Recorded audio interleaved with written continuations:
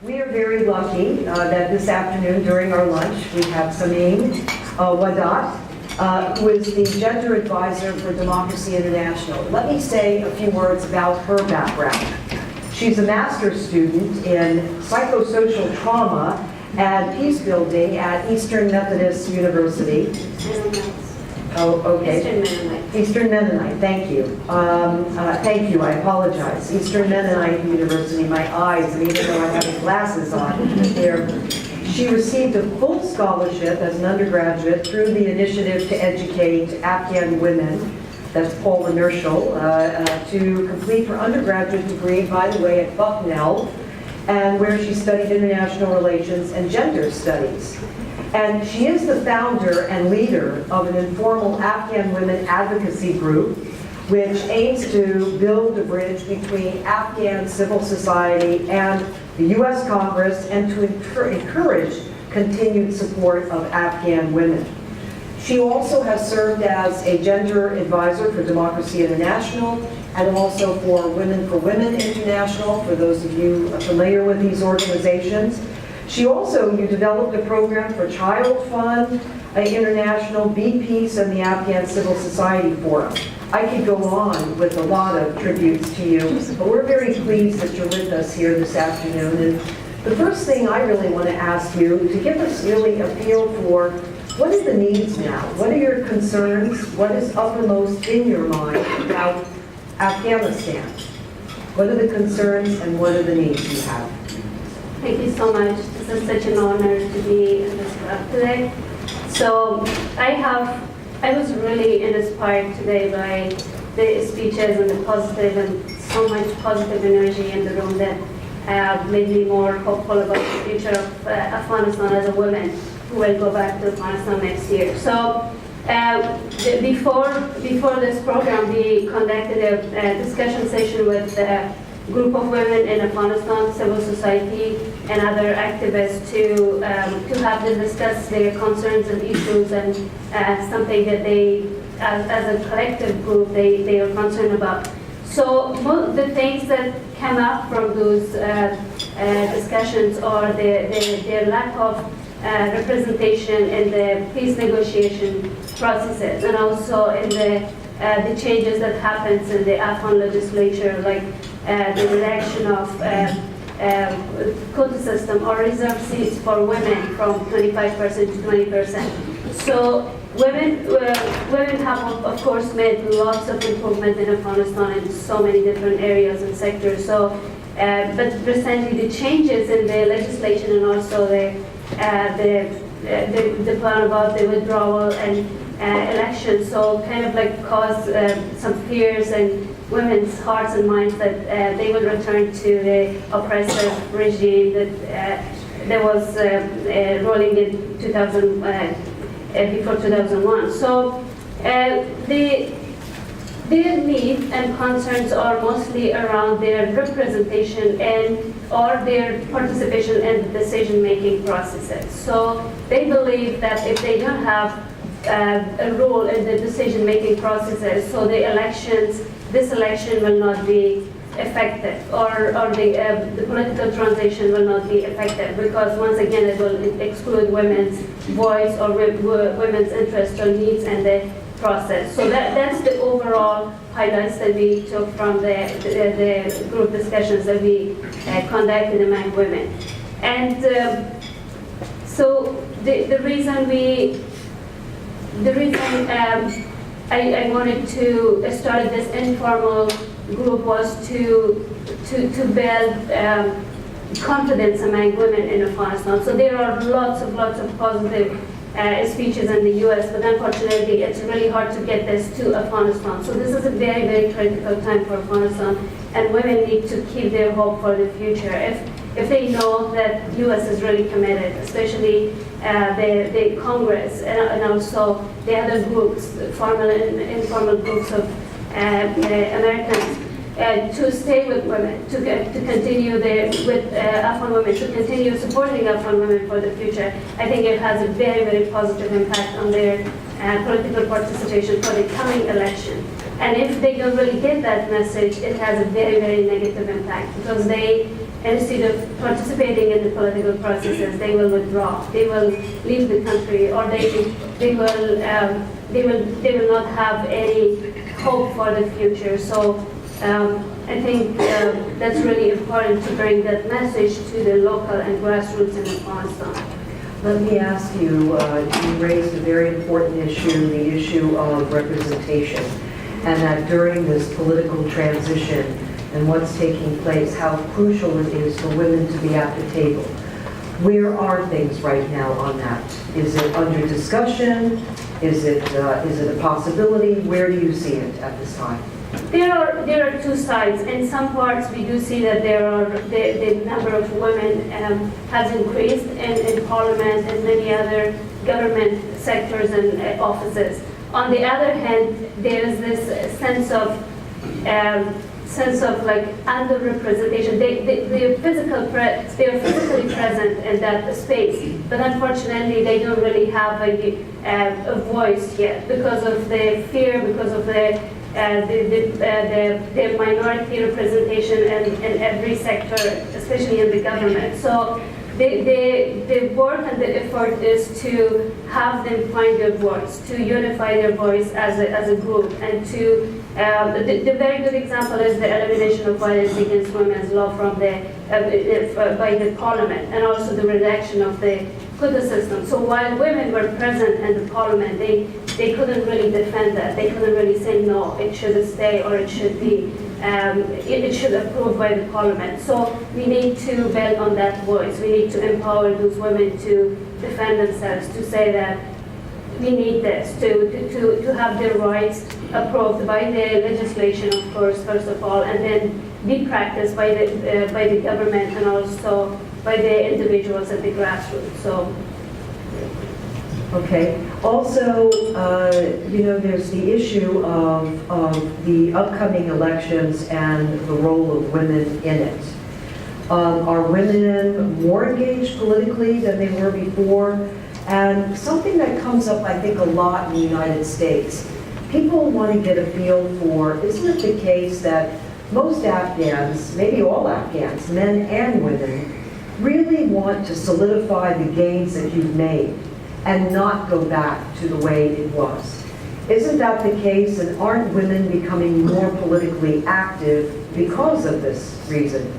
I must admit that this time has been very unique in the history of Afghanistan. So we have more empowered women, the groups are more mobilized and organized, and they are more active in the society. They really push the boundaries, they really have a voice, and they raise that voice, which is very important. So right now, based on the IEC website, Independent Election Commission, so it seems like people are registering a lot. So men and women have been registered for the elections, but the problem is that in remote parts of Afghanistan, because of the lack of security, there might be problems with the polling stations or with the other administration part of the election. So and also the uncertainty of the situation in the future. So there is, again, I bring this up again because the U.S. government and the Afghan government, they don't really discuss the future strategies for Afghanistan with grassroots in Afghanistan, with locals in Afghanistan. The talks happens at the very high level, but the grassroots don't really get that message. So if they get the message, that U.S. will be supporting women no matter what, so they will be really committed. They will move forward, and they will be more hopeful and positive about the future. So I do see positive changes. I do see that women have made lots of progress, and they are so much at stake to that promise to move forward. So and they are really fearless about what's going to happen next. So. But still, they do need psychological support from the international community, especially from the U.S. Let me ask you, because of these upcoming elections, are women homing in on what the different candidates are saying in their own platforms? I happen to notice that one of the candidates actually has as his running mate the only female governor of Bamiyan province, a former head of the women's ministry. Is there an attempt to also ensure that in the elections that this issue is also part of the platforms by these different candidates? Yes, yeah. So the problem is that they haven't really decided about what kind of electoral system they are going to have. Like, how would be how would the election be administered?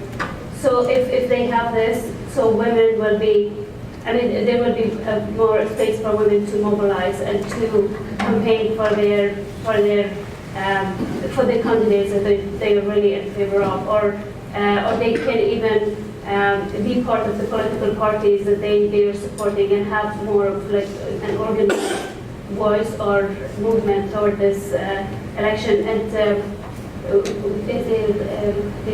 answering the question, or because also let me make a comment. Something that struck me was when you look at the statistics of men and women in Afghanistan, women, I believe, outnumber men.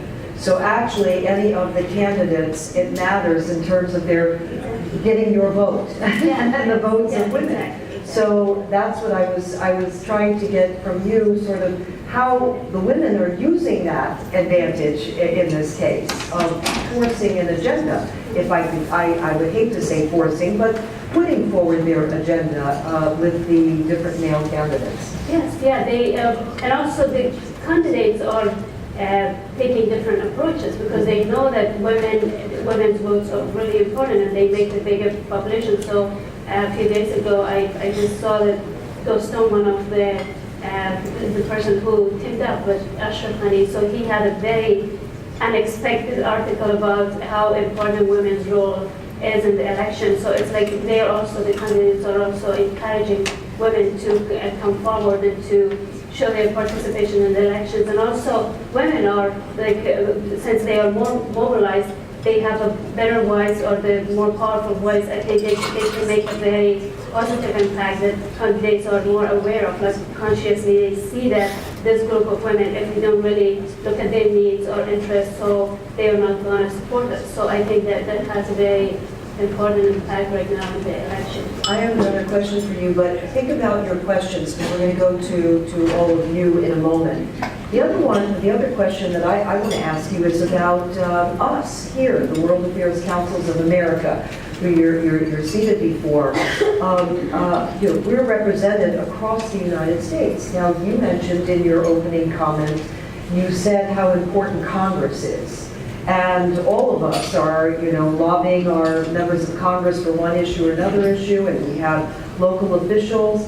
Are there certain kinds of things that our group can certainly do? And we place a premium, of course, on foreign policy and foreign affairs, hence the World Affairs Councils of America. Do you have a message for us in that regard as to what you would like us to be doing and thinking about? Exactly. I think it's because all of you in this room, I'm sure that you directly or indirectly have impact on the policies or the strategies that are made for Afghanistan. I think it's really important to talk about this, like to keep this, not let this lose its momentum in the U.S. Congress or the U.S. community or among people, because the Afghan women has this fear that once they troops leave the country, so U.S. Congress or U.S. people will lose their interest to continue supporting women. So we don't want that to go away. So we just want that interest to stay alive for the future, and to talk to your friends, to organizations that are involved in Afghanistan and also who are willing to do something in Afghanistan. I think that would be a great cooperation or in your part. Questions? Yes, let's go back there. Do we have a mic? Do we have a mic? Not on screen. Okay. Thank you again for There we have a mic. Okay. Sorry about that. And if you don't mind introducing, you're reintroducing. Joyce Davis with the World Affairs Council of Harrisburg. Thank you for being here. For the other councils, I want to say that there is a lot that we can do on this cause, and we really got inspired by our former First Lady we have brought in actually a woman, an Afghan woman, to speak at about 7 universities and be on campus. We brought in from Kabul, so it is possible to do. And that is a way of educating the American public about our commitment, the need for us to stay committed to the country and especially to the women. But the question I want to ask you is, Hasna Sherjan, who's here and who advocates for education for women now as well as for men, because she points out it is no good for a woman to have an unenlightened husband. And there are so many young men who are former fighters, former Taliban, who have no access to education, and thus they're not very nice people to be married to. So could you talk about that and how you're also navigating getting the education that the young boys and the men need? Exactly. So during this Taliban, the schools were closed both for boys and girls. So boys could go through religious schools, but it wasn't really helpful for. So we have the uneducated population for 15 years, and of course if there's no good balance between the men and women, if you focus on women, you educate them, you give them education about their rights and their gender rights, and then they go back what they have to deal with these men. So it's very important to equally educate them so that instead of creating a domestic violence. Right now there are families like they have problems, domestic violence because of this issue. If women have a different perspective and men have a different perspective, and it's sometimes hard to just coordinate those perspectives. So I think it's really important to have both men and women equally educated about everything. If it's women's rights, if it's gender rights, human rights, whatever it is. So I think both classes should be involved. We have a couple more questions, because I see they're restless and bringing out the plates, and it's a little hard to hear. So let's take a couple more questions, and then we're over to lunch. Yes, yes, please, and then we'll back at you. Sandy Cook from Jacksonville. And what will you be doing when you return to Afghanistan? Are you going to run for office? Great question. So I will be working with civil society. So right now I do this informal advocacy work to bridge the gap between the Congress and civil society in Afghanistan in order to have women's voice in the Congress when they make a strategy or any policies for Afghanistan's future. So I would love to continue working with civil society in Afghanistan to go back, and especially with women.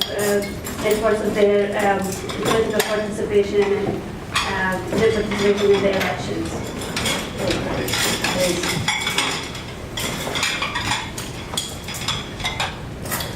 Thank you. Ken First from World Affairs Council of Western Massachusetts. With the upcoming election of the president, does it make a lot of difference in terms of where women might succeed or not succeed so well as to who wins? I noticed that one of the candidates announced was Abdul Sayed, who you wouldn't think of as being pro-women's rights, but I don't know about the others. as I mentioned, by the way, Ken, one of the candidates, actually, Rasul, has as his running mate the first and only female governor in Afghanistan's history, Habiba Sarabi, who was the former Minister of Women's Affairs. And so he was, by doing that, sending an immediate message. So a number of them, I would say, have very progressive views. But the question is to you, what about the others, and what about, Ken's question we mentioned? I think it's a very good time that women are more educated, more aware, and they are given this opportunity to select and choose. So in previous elections, mostly women were driven to the polling stations by their men. So they would be selecting a candidate by the choice of their men instead of staying their own mind or voice. So I think now women know and they have enough information about who have done what in Afghanistan, and they are in a better position to go to the polling station and be more independent and just vote for whoever they want to vote. Of course, there are candidates that they're positive. There are some positive some hope that those candidates will bring a good change in Afghanistan. And there are candidates that people are not very happy about. So, but I'm kind of confident that women are in a position to make the right choice. In fact, you raise an important issue, which is that of education. And yourself, many others have placed a premium on education because the more educated and also those who are able to read now and write, you know, they will have their own independent view and perspective. And this morning, the figure was singled out by Secretary Kerry that literally at the time when our military operation and the Taliban were pulled back, that at that time, I believe he said that there were only some 9,000, you know, it was very, very limited in terms of the number in school, mostly young men, and now it's 8 million, and a third of which are young women. So the more they're educated, the more independent they certainly are. I saw we had one more, we're going to take yours, and then we will close, and we will release Simin. Please. I'm Barbara Munson from Olympia, Washington. My question has to do with... There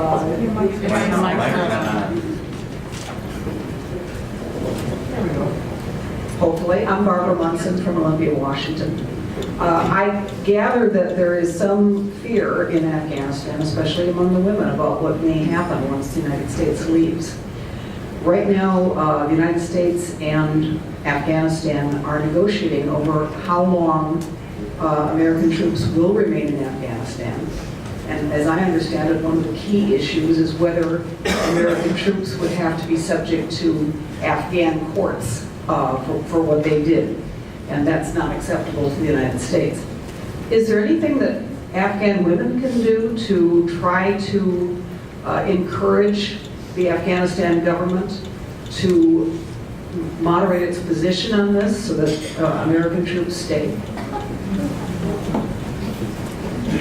I don't know, there is this controversy around this topic. So there are people who support this, who wants the troops to stay in Afghanistan, and there are a group of women who believe that troops are not the only solution for this conflict. So they believe that it shouldn't be only about the troops and the presence of more physical security in Afghanistan. So it should be more about the culture and the psychology of people who would be ready to embrace women's freedom or women's empowerment, including what they put in the agenda or what they put in the legislation in Afghanistan or what they really promised to observe at the legal level. So I think women do have organized their groups and they brought this issue in the parliament and also in the government offices that if the U.S. troop leaves, so what do you have? Like, how would you guarantee women's security in the future? Do you have anything? So one of the things that they are very, very concerned about is the peace negotiation with Taliban. So they're what are the strategies? What are the messages that you want to give to women based on these negotiations that are happening? So do you think even Taliban agreed to come back and participate in the government, do you think they will support women's rights? Because they were not supporting women's rights in the past. So do you think it will change it? So do you think, so they're asking the government these questions, and of course they have played their role to just make sure that what the decisions that the governments are making, they are considering women's needs and security in the future. So if they are getting the right answers or wrong answers, I'm not sure about that, but they have contribution in this important area. So hey, before we close, I did want to reintroduce Charity Wallace, who's over here. If you don't mind, Charity, I'm singling you out because Charity, as Mrs. Bush mentioned, she is the director of the Bush Center's Women Initiative, which has been very dedicated, along with a number of institutions that you have been working with. But she is a director of the Women's Initiative, and the future of Afghanistan has been truly a top priority. And so I wanted to reintroduce you because I know that a number of the councils already connect with you, certainly those in Texas. But I wanted you to really to meet her because she, in her own right, really knows a great deal about this issue. She's been on the ground, by the way, in Egypt also, in a number of locations. So again, it's also women worldwide, but women in Afghanistan we're very concerned about right now. So please take note of Charity, and we're very glad you're here with us today. And Simin, if I could just say, you know, in listening to Simin, how articulate she is, very thoughtful, and especially in answering your last question, I was very impressed by her directness and her fairness of the answer of the question, and in my view. And I have to say, to me, that heartens me because that at least gives me an indication that, you know, she represents the future of Afghanistan.